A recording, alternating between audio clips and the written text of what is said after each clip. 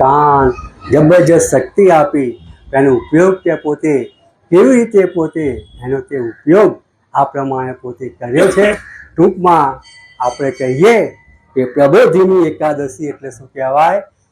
જે દેવ ઉઠી એકાદશી, મારી પણ ભૂલ થઈ જાય છે. દેવ ઉઠી એકાદશી એટલે કે એ દિવસે આપણે આળસ, નિંદ્રા, પ્રમાદ અને આળસને ખંખેરી નાખવાની. પ્રમાદને એક બાજુ આપણે પોતે મૂકી દેવાનો. જેવી રીતે તુલસી પોતે ભગવાન વિષ્ણુને સમર્પિત પોતે થઈ ગઈ, તો આપણે પણ પ્રભુ કાર્યની અંદર આ પ્રમાણે કટિબદ્ધ પોતે બનીએ. દેવ ઉઠી એકાદશી એટલે કે પ્રભુને સમર્પિત થવાનો દિવસ. આપણે પણ આપણું જીવન ભગવાનના ચરણે ધરીએ. અને એ જ રીતે રામાયણમાં એક પ્રસંગ છે.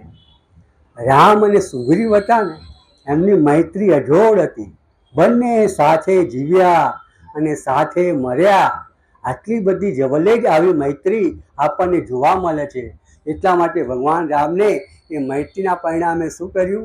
વાલીને મારીને એનું જે રાજ્ય હતું ને એ સુગ્રીવને પોતે સોંપી દીધું. હવે સુગ્રીવના હાથમાં રાજ્ય આવી ગયું એટલે શું થઈ ગયો? એ પ્રમાદી બની ગયો. ભોગની અંદર રચ્યો પચ્યો પોતે રહેવા લાગ્યો અને રામ ભગવાનનું કામ ભૂલી ગયો. એનામાં શિથિલતા આવી ગઈ. રામને ખૂબ જ પોતે દુઃખ થયું. પણ લક્ષ્મણને મોકલે છે તો સુગ્રીવની પાસે જા કે આ બધા ભોગની અંદર કે આ કે મારું કામ, રામનું કામ પોતે ભૂલી ગયો છે, તો તું એને જગા. હવે સુગ્રીવને ખબર પડે છે કે લક્ષ્મણ આવે છે તો ગભરાઈ જાય છે. અને પછી એનાથી બચવા માટે પોતાની પત્નીને લક્ષ્મણની આગળ રાખે છે.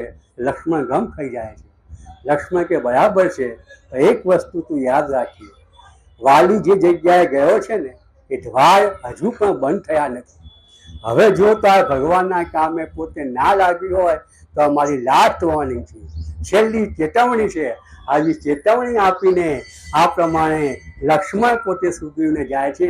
અને તે દિવસ એટલે કે પ્રબોધિની એકાદશીનો દિવસ.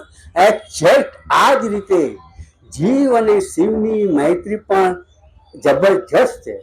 જીવ શું કરે છે? સંસારમાં આવે છે, હવે આ બધું પોતે ભૂલી જાય છે. એ વખતે ભગવાન શું કરે છે?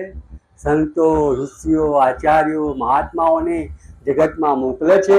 આ સંતો મહાત્માઓ અલગ અલગ રીતે માણસોને સમજાવે છે કે માણસનું જીવન નશ્વર છે, પાણીના પરપોટા જેવું છે. તમે સજાગ રહો, ભગવાનના માર્ગે વળો. આવું વારંવાર ઋષિ મુનિઓ પોતે સમજાવે છે. આ જે સમજાવે છે ને તે આપણને જગાડે છે. તો આપણે પણ આપણે રીતે આજની તારીખમાં જાગીએ અને ભગવાનને આપણે યાદ કરીએ. આટલું કહી આવું ચિંતન